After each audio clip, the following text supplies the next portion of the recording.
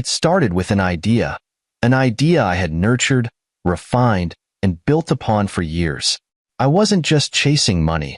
I wanted to create something meaningful, something that could leave a mark on the world. My name is Alexander Carter, but you can call me Alex. I wasn't born with a silver spoon, but I always believed hard work could get me what I wanted. For me, that what was an eco-friendly tech solution that would revolutionize the energy industry. I called it the Ecosphere. Ecosphere wasn't just a product. It was my life's work. A compact device that could harness clean energy more efficiently than anything currently on the market. I had spent sleepless nights perfecting the design, poring over every detail until I could explain it in my sleep. The science was sound, and the potential was undeniable. I knew this idea could change everything. For me, for Olivia, and for our future together. Ah, Olivia. My wife. My partner. At least, that's who I thought she was. Olivia had always been my confidant, the one I turned to when I felt stuck. She'd listen to me ramble on about patents, market research, and prototypes, always nodding with what I thought was genuine interest. Sometimes, she'd even offer advice, maybe you should pitch it this way, or, have you thought about targeting younger consumers? Her input wasn't groundbreaking, but it felt supportive, and I needed that. Looking back, I realize now that her support was nothing more than curiosity, like a fox pretending to be harmless while eyeing a henhouse. At the time, though, I was blind to it. I was too busy dreaming big, convinced that we were a team. I thought she believed in me, in us. I thought she wanted to see me succeed. I worked a 9-to-5 job that I hated just to fund my dream. Every paycheck was carefully divided. Bills, savings, and whatever was left went into developing Ecosphere. I didn't mind the grind. In fact, I embraced it. I told myself it was temporary, that one day, all the sacrifice would be worth it. Olivia seemed to agree. She'd say things like, I'm proud of you, or I can't wait to see it all pay off. Little did I know, she had a very different idea of how it would pay off. One evening, after a particularly grueling day at work, I came home to find Olivia waiting for me in the living room. She had a bottle of wine on the coffee table and a smile that could melt steel. What's the occasion? I asked, setting my bag down. You, she said, pouring us both a glass. I just wanted to celebrate you. You've been working so hard, and I feel like I don't tell you enough how much I appreciate it. I smiled, feeling a warmth in my chest that I hadn't felt in weeks. Thanks, Liv. That means a lot. We toasted, and for a moment, I thought I was the luckiest man alive. But as I sipped my wine, she started asking more questions about Ecosphere. Specific questions. How does the licensing work again? She asked casually. And what's the next step after you finalize the prototype? At the time, I didn't think much of it. Why wouldn't my wife be curious about my work? So I told her. I explained everything. The production process, the potential investors I was planning to approach, even the exact timeline I had mapped out for the next 2 years. She listened intently, nodding at all the right moments. That's amazing, Alex, she said. You're going to change the world. Those words should have filled me with pride, but for some reason, they didn't. Maybe it was the way she said it, too smoothly, like she was rehearsing a line from a play. But I pushed the thought aside. I had no reason to doubt her, not then. Over the next few weeks, I noticed little things. She started asking to borrow my laptop more often, claiming hers was running slow. She'd stay up late, saying she was watching Netflix, but when I walked by, the screen was always minimized. She even started taking an unusual interest in my meetings, asking me to practice my pitch on her. I chalked it up to her wanting to be involved, to feel like she was part of my journey. After all, wasn't that what marriage was about? Partnership? Support? Trust? I had no idea that I was handing her the keys to everything I'd built. No idea that the woman sitting across from me, smiling and nodding, was already planning to steal my dream. I should have seen the signs. I should have listened to that small voice in the back of my head, the one whispering that something didn't feel right. But I didn't.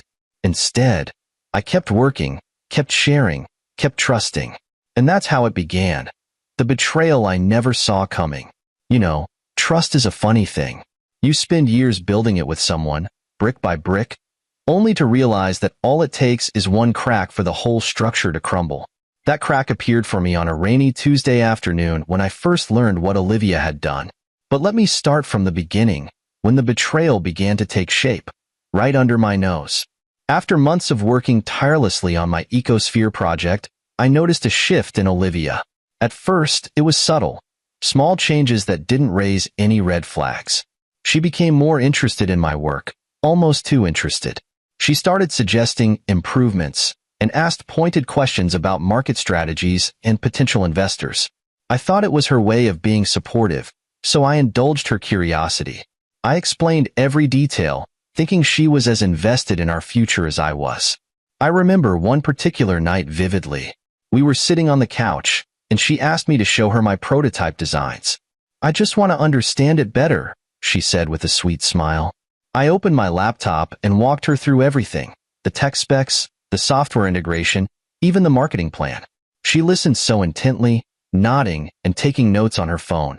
It felt good to share my vision with her, to feel like I wasn't alone in this journey. I thought I was lucky to have such a supportive partner.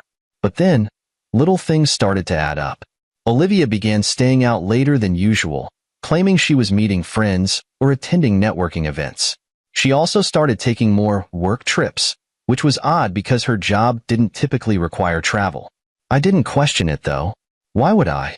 She was my wife, my partner. I had no reason to doubt her, or so I thought. The first real blow came when I stumbled upon a folder on her laptop one evening while she was out. I wasn't snooping, I swear. I had borrowed her computer to print something because mine was acting up. As I searched for the document I needed, I saw a folder named Eco Project. My heart skipped a beat. I clicked on it, and there it was. My designs, my notes, my pitch deck, all meticulously organized. But something was off. The files had been renamed, and the branding was different. Instead of Ecosphere, it said EcoVibe. At first, I thought maybe she was helping me rebrand. Maybe this was her way of surprising me, of contributing to the project. But as I dug deeper, the truth became undeniable. There were emails, threads between Olivia and someone named Ryan discussing launch plans, funding strategies, and promotional events. Ryan. The name felt foreign in my mouth, but it didn't take long for me to piece it together. Ryan was an investor, someone she had met at one of her so-called networking events. And he wasn't just helping her launch my project, he was also her lover. I sat there, staring at the screen, feeling a mix of anger, disbelief, and heartbreak. My hands were shaking as I scrolled through the emails, each one more damning than the last. Olivia had taken everything, my work, my trust, my dreams, and handed it to Ryan on a silver platter. And for what? Money? Power? Or was it something deeper, something personal? When she came home that night, I confronted her. I didn't shout or throw accusations. I just asked, "What's EcoVibe?" Her face went pale for a split second before she quickly recovered, her lips curving into a smirk. "It's nothing," she said nonchalantly, pouring herself a glass of wine. "Just a side project I'm working on." "A side project?" I asked, my voice barely above a whisper. "Using my designs, my plans?" She didn't even bother denying it. "Look, Alex," she said, leaning against the counter with that same infuriating smirk. "You had a good idea, but you were never going to make it happen. You don't have the connections, the drive, or the guts to take it to the next level. I do. Ryan does. We're just making the most of it." Her words hit me like a freight train.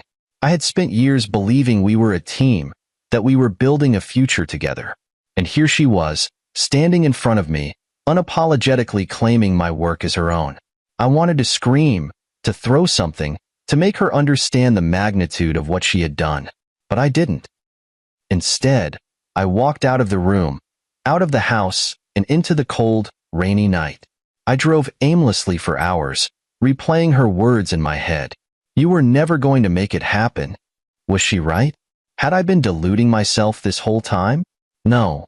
I refused to believe that. She didn't steal my idea because I was incapable. She stole it because she knew how valuable it was.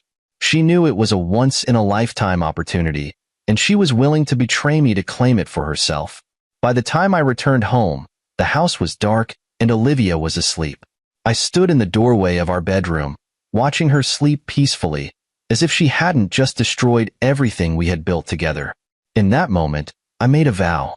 She might think she had one, but the game wasn't over, not by a long shot. I didn't sleep that night. How could I? My mind was racing, a whirlwind of anger, betrayal, and a gnawing determination to make this right. Olivia thought she had outsmarted me, that she had stolen my dream and left me powerless. But she didn't know what I knew. She didn't realize that while she was busy betraying me, I had unknowingly laid a trap of my own. You see, Ecosphere wasn't just an idea.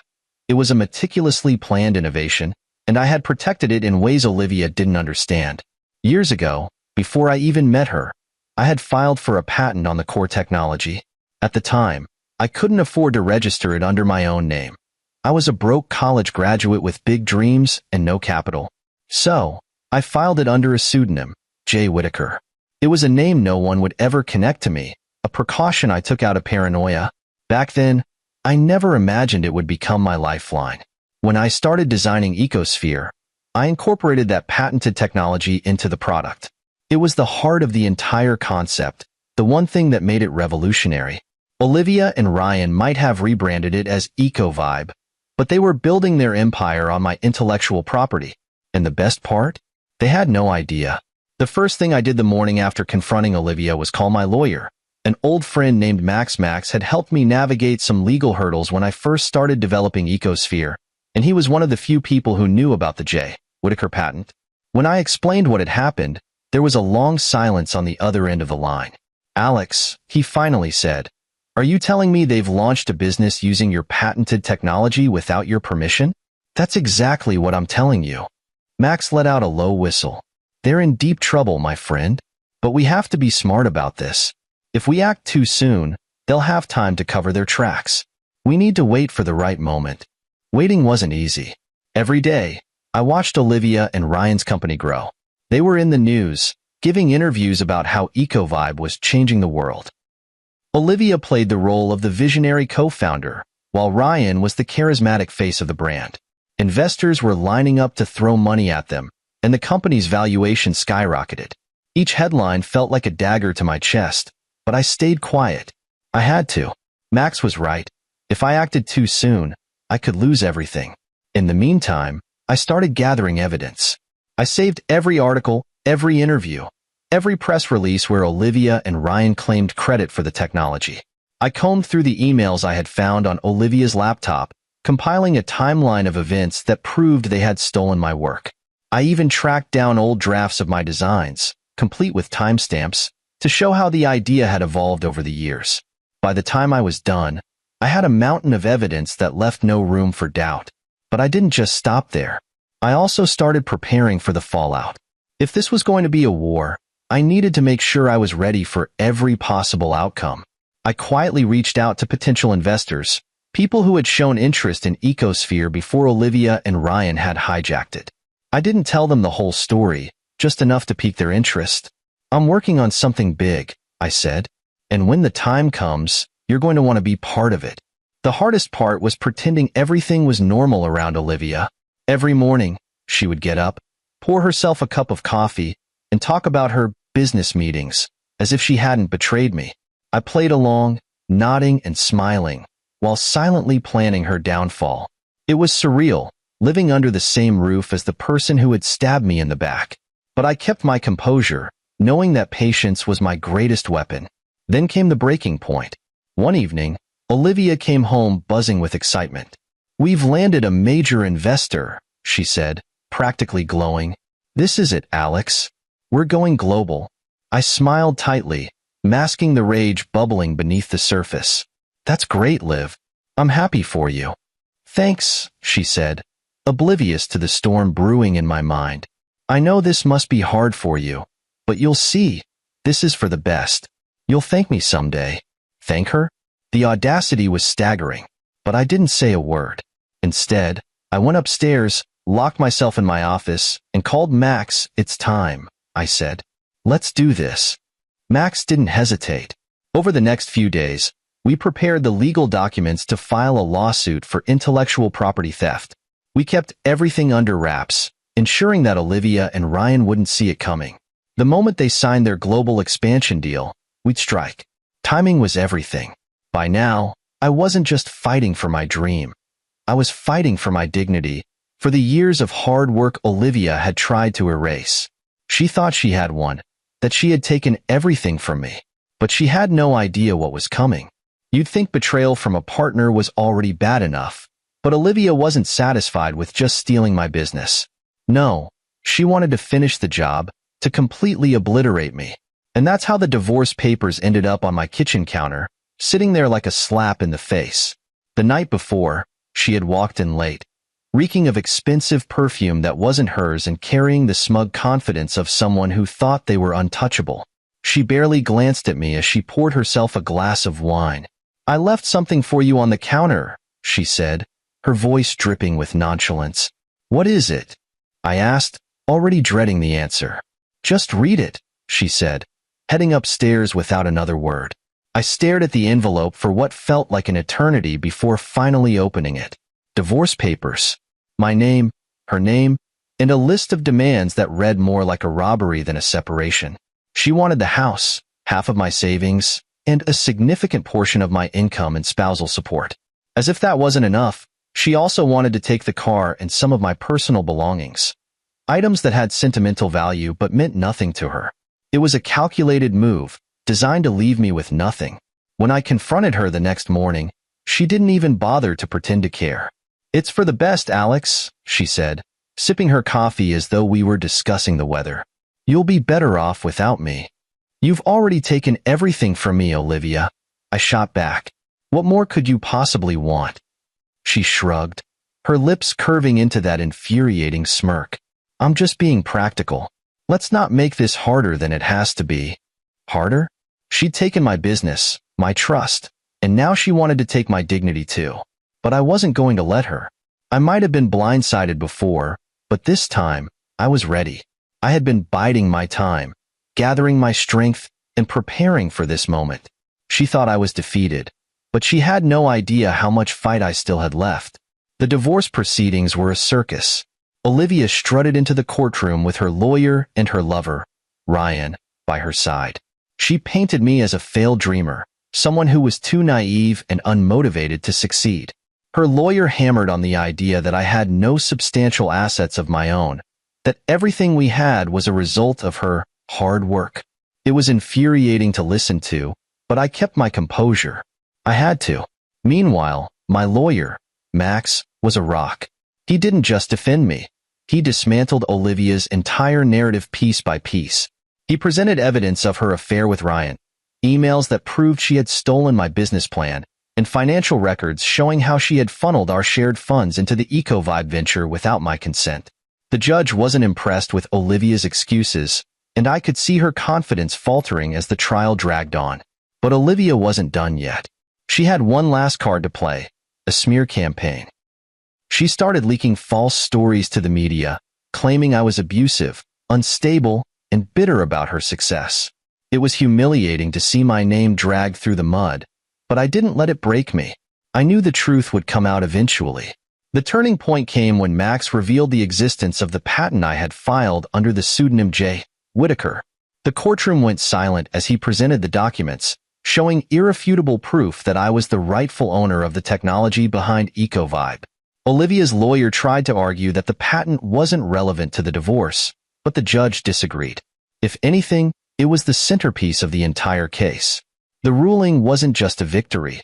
It was a complete vindication. The judge awarded me full ownership of the patent, a significant portion of the assets Olivia had tried to claim, and damages for the theft of my intellectual property. Olivia, on the other hand, was left with nothing but her crumbling reputation and a mountain of legal fees. After the final hearing, she approached me in the hallway outside the courtroom. "Alex, please," she said, her voice trembling. "You don't have to do this. We can work something out." I looked at her, the woman I had once loved, and felt nothing but pity. "You already did this, Olivia," I said. "You made your choices, and now you have to live with them." She tried to argue, to plead, but I walked away without looking back. For the first time in months, I felt like I could breathe again. The divorce had been brutal, but it was over. And now, I could focus on what really mattered, taking back what was rightfully mine. They say revenge is a dish best served cold. I'd argue it's even better when served in complete silence, with your enemy completely unaware that you're pulling the strings. Olivia and Ryan had no idea that while they were basking in their stolen glory, I was quietly working behind the scenes to dismantle everything they'd built. After the divorce, Olivia thought she'd won. She and Ryan were expanding EcoVibe at breakneck speed, rolling out new features, attracting investors, and signing global deals. Every success was like salt in my wounds, but I refused to let it consume me. I wasn't going to waste my energy on public outbursts or social media rants. No, I had a plan. A slow, calculated plan to bring them down. The first step was understanding the weak points in their operation. I started following their progress closely, reading every press release, watching every interview, and studying their product launches. EcoVibe's foundation was solid.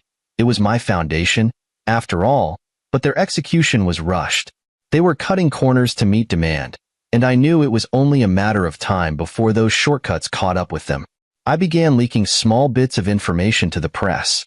Nothing too damaging, just enough to plant seeds of doubt.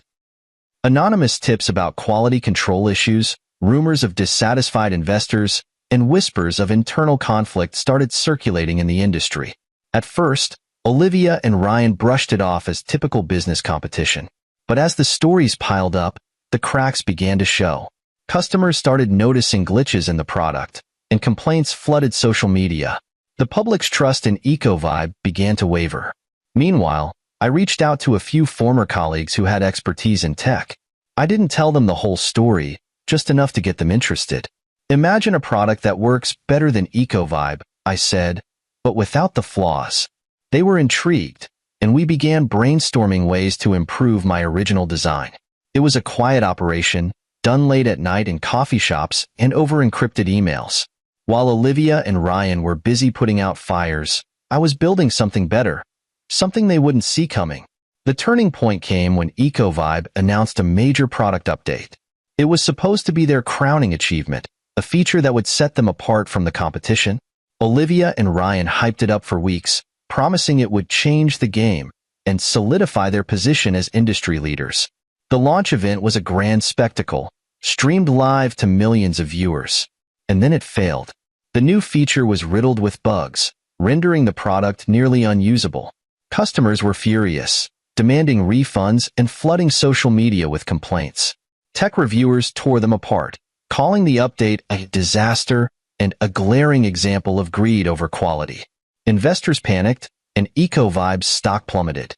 Olivia and Ryan scrambled to control the damage, but the more they tried to spin the narrative, the worse it got.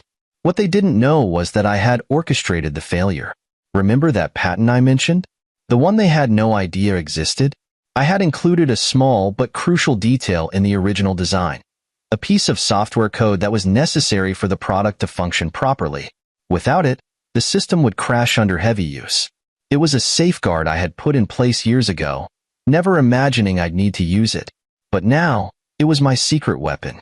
When EcoVibe's engineers unknowingly tried to replicate my design for the update, they ran into the hidden flaw.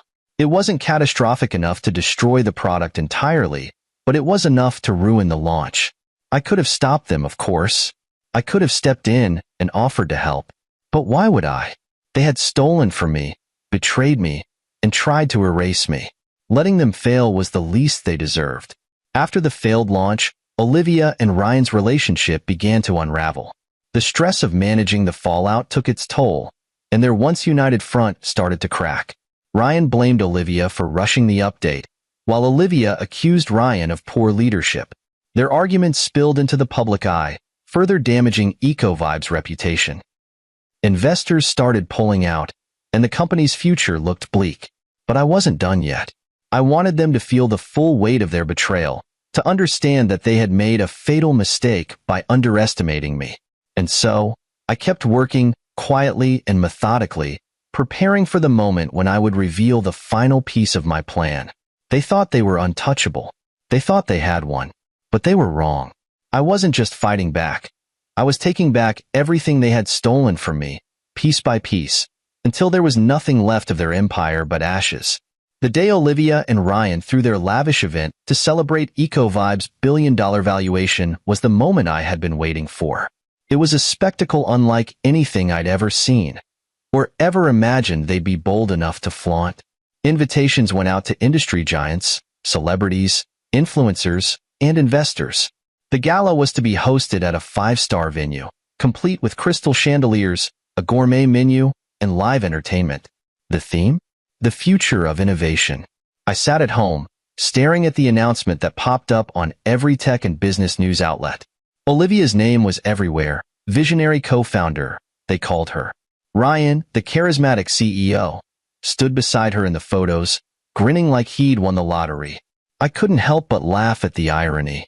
These people had no idea that the entire empire they were celebrating was built on stolen ground. My lawyer, Max, called me the morning of the event. "Are you sure about this, Alex?" he asked. I could hear the concern in his voice. "Positive," I replied. "It's time." We had been planning this for months, waiting for the right moment, gathering every shred of evidence, and ensuring that when the blow landed, it would be impossible to recover from. The timing was crucial. Olivia and Ryan were about to announce a new round of funding, securing millions of dollars from investors who believed in their vision. By the end of the night, those same investors would be pulling their money faster than they had signed the checks. The event was broadcast live, of course. I sat on my couch, watching as the glittering ballroom filled with guests. Olivia looked stunning in a designer dress, her hair and makeup flawless. She glided through the crowd, shaking hands, laughing, and posing for photos. Ryan wasn't far behind, charming everyone in his tailored suit. They were the perfect power couple, or so it seemed. Then came the speeches. Ryan took the stage first, delivering a polished monologue about EcoVibe's journey, its impact on the world, and its bright future. The audience erupted in applause. Then Olivia stepped up, her smile dazzling as she thanked everyone who had supported their vision. She spoke about the importance of innovation, of pushing boundaries, of dreaming big. Her words were a bitter echo of the ones I had once shared with her late at night, back when I still believed we were a team. When she was done, the applause was deafening. Olivia and Ryan stood on the stage, basking in their triumph. The cameras zoomed in on their smiling faces, the perfect image of success. That's when Max made his move. In the middle of the applause, reporters' phones began buzzing. Emails flooded their inboxes, each one containing a press release and a copy of the lawsuit I had just filed. The headline was simple but devastating. EcoVibe accused of intellectual property theft. Billion-dollar empire at risk. Within minutes, the whispers began. Guests started checking their phones, their faces shifting from admiration to shock. The room's energy changed, the air growing thick with tension. Olivia and Ryan were still on stage, oblivious to the chaos unfolding around them. That is, until the first reporter shouted, "What do you have to say about the lawsuit, Olivia?" The question cut through the noise like a knife. Olivia froze, her smile faltering as she glanced at Ryan. More questions followed, reporters shoving microphones forward, demanding answers. "What lawsuit?" Ryan asked, his voice tight with panic. The cameras kept rolling as Olivia pulled out her phone, scanning the flood of notifications with a look of growing horror. I could almost see the wheels turning in her mind as she realized what was happening. The lawsuit, the patent, the evidence. All of it was laid out in excruciating detail. Every stolen design, every plagiarized plan, every email between her and Ryan was now public knowledge. Their investors were the first to react. Representatives from major firms stood up and walked out, their expressions grim. Guests began murmuring, some openly gawking at Olivia and Ryan, others shaking their heads in disbelief. The carefully curated image of success they had spent years building was crumbling in real time, broadcast to millions of viewers around the world.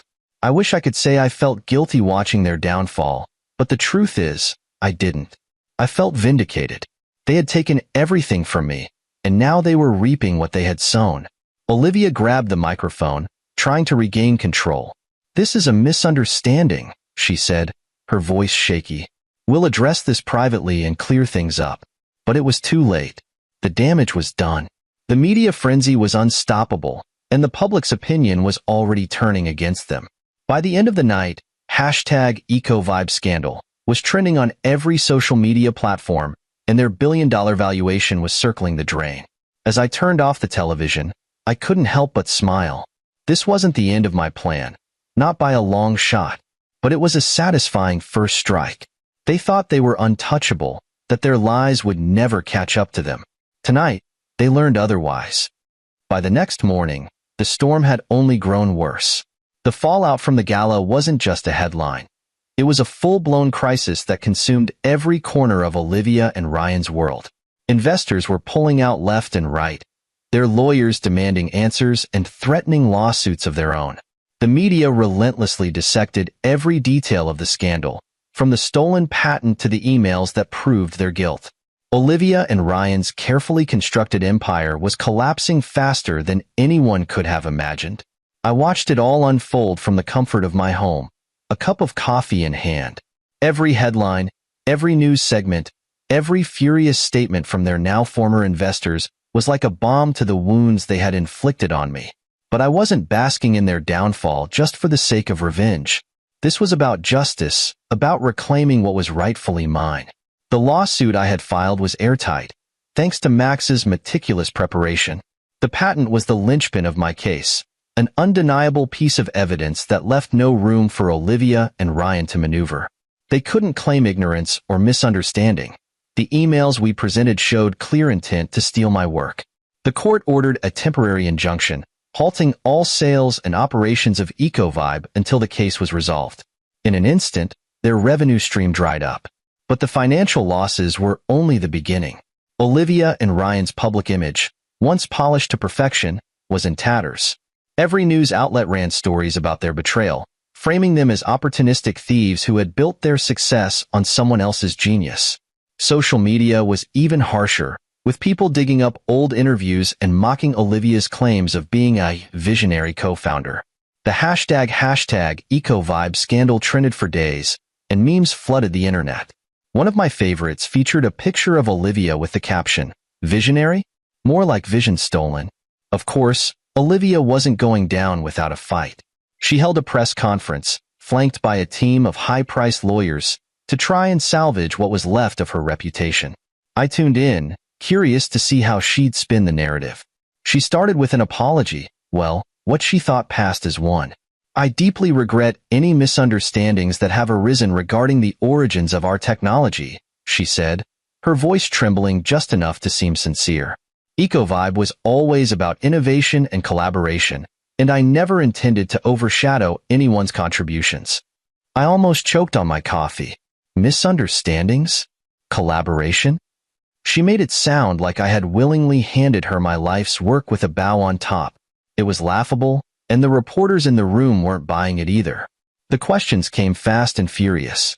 "Did you or did you not use technology patented by Alexander Carter without his permission?" one reporter demanded.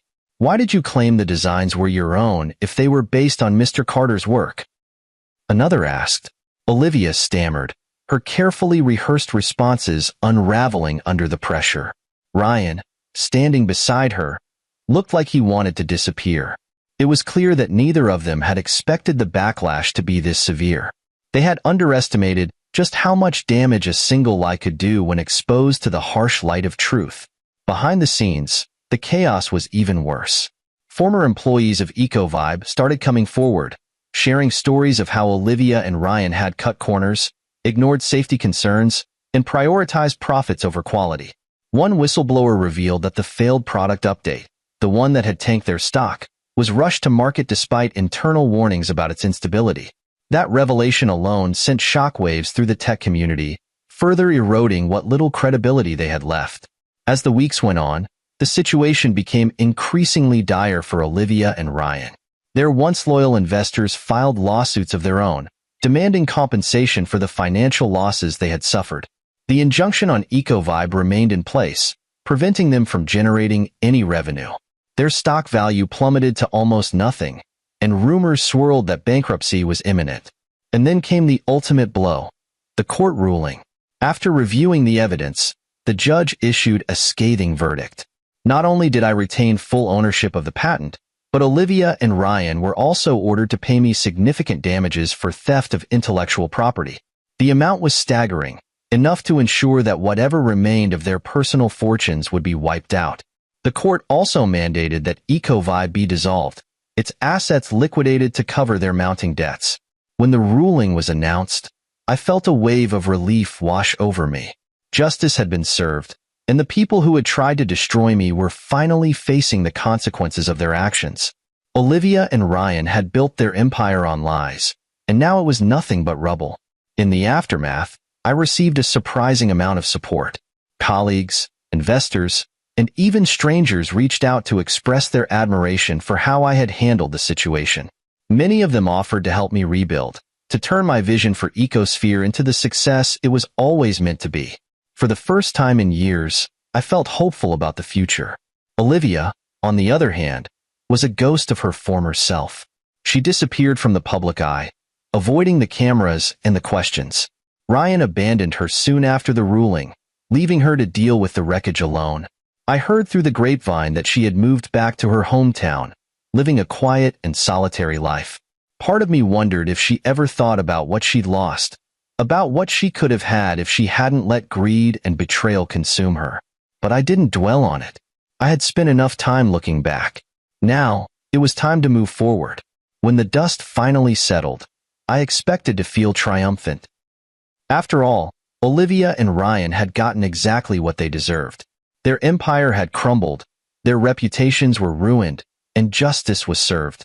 But instead of pure satisfaction, I was left with an unexpected hollowness, a quiet void that I couldn't shake. Don't get me wrong, I didn't regret a single thing I had done. They had stolen from me, betrayed me, and underestimated me. But as much as I had won on paper, there was still an ache inside, a reminder of what had been lost. The Olivia I'd loved, the woman I had built a life with, was gone, replaced by someone I barely recognized. And no amount of legal victories could undo the damage she had caused. I hadn't seen or spoken to Olivia since the court ruling. After Ryan abandoned her, she went silent, disappearing from the public eye and cutting off contact with most of her friends and associates. Part of me wondered if she'd reach out, try to apologize or make amends. But she didn't. And maybe that was for the best. One rainy evening, weeks after the ruling, I got an unexpected call. It was from a mutual friend of ours, someone who had remained neutral throughout the chaos. "Alex," she said hesitantly, "I thought you should know. Olivia's not doing well." I didn't respond immediately. What was I supposed to say? That I cared? That I felt sorry for her? I didn't. Not really. But there was still a small, stubborn part of me that remembered the good times, the version of Olivia I thought I knew. "She's struggling," the friend continued. "She lost the house, and she's staying in a small apartment now. I think she's embarrassed. She won't talk to anyone. I just thought you should know."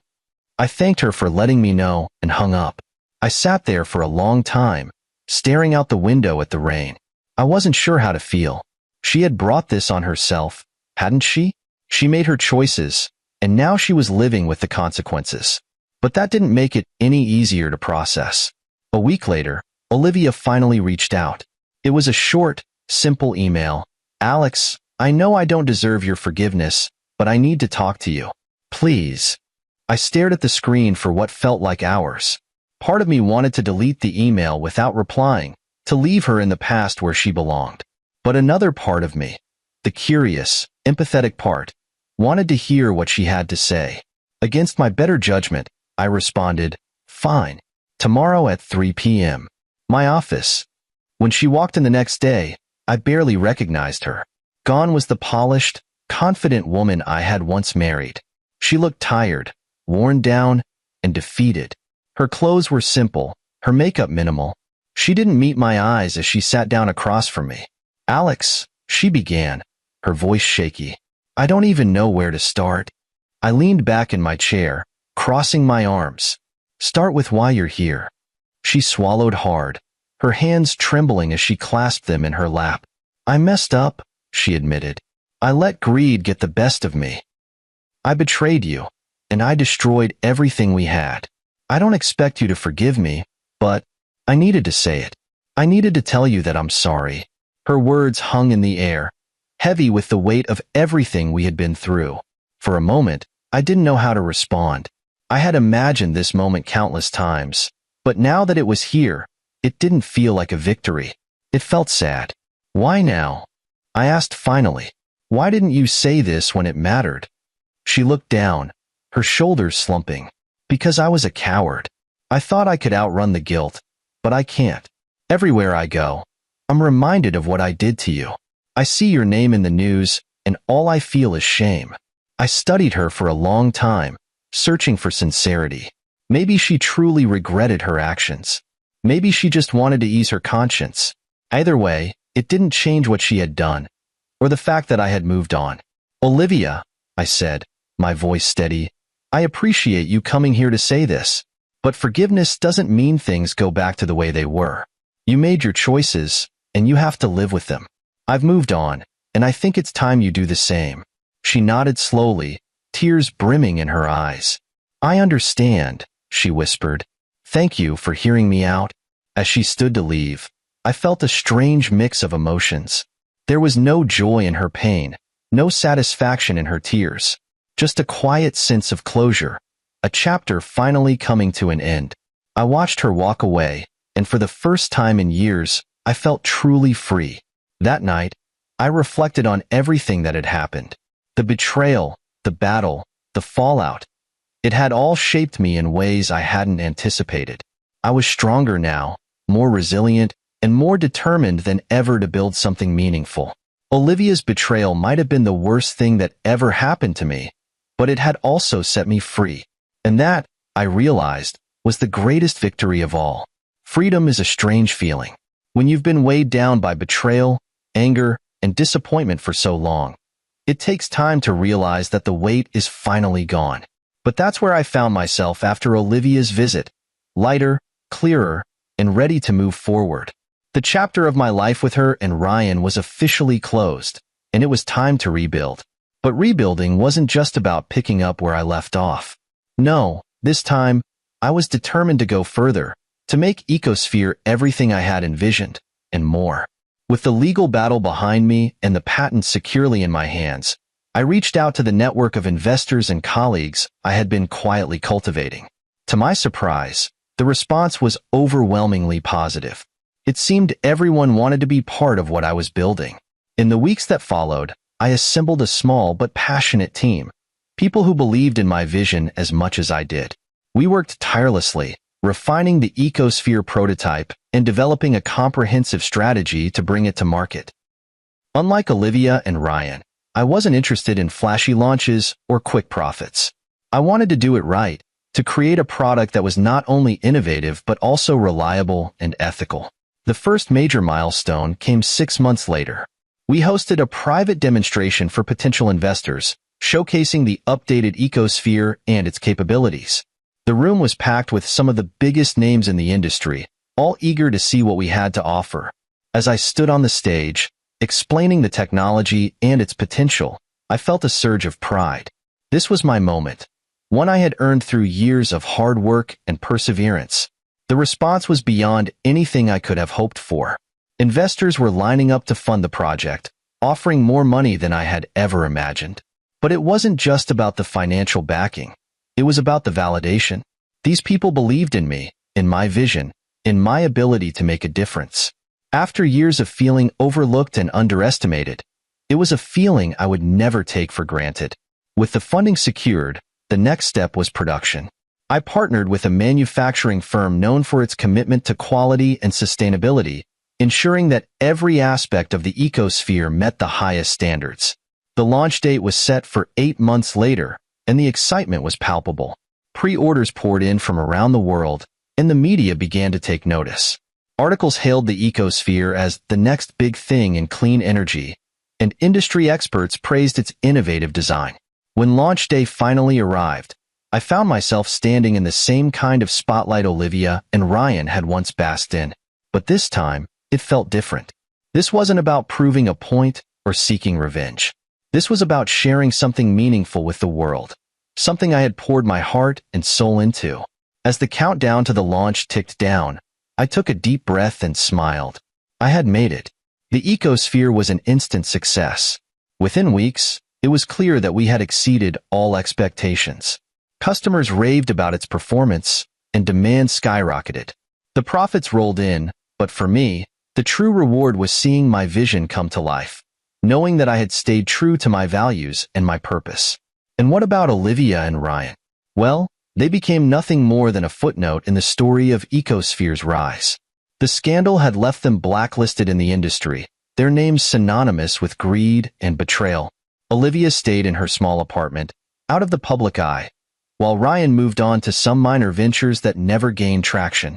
Occasionally, I'd hear rumors about them, but I didn't pay much attention. They were part of my past, and I was focused on my future. One day, while reviewing our latest quarterly report, I came across a quote that resonated deeply. "Success is the best revenge." I had heard it before, but now, it carried a new meaning. My success wasn't about getting back at Olivia or Ryan. It was about reclaiming my life, my work, and my identity. It was about proving to myself that I was capable of overcoming anything, even the deepest betrayal. As I stood in my office, looking out over the city skyline, I allowed myself a moment of quiet reflection. The journey hadn't been easy, but it had been worth it. I had faced betrayal, loss, and humiliation, but I had emerged stronger, wiser, and more determined than ever. I had turned my pain into progress, my setbacks into stepping stones. This was my story, my victory, my redemption, and I wouldn't have changed a single thing.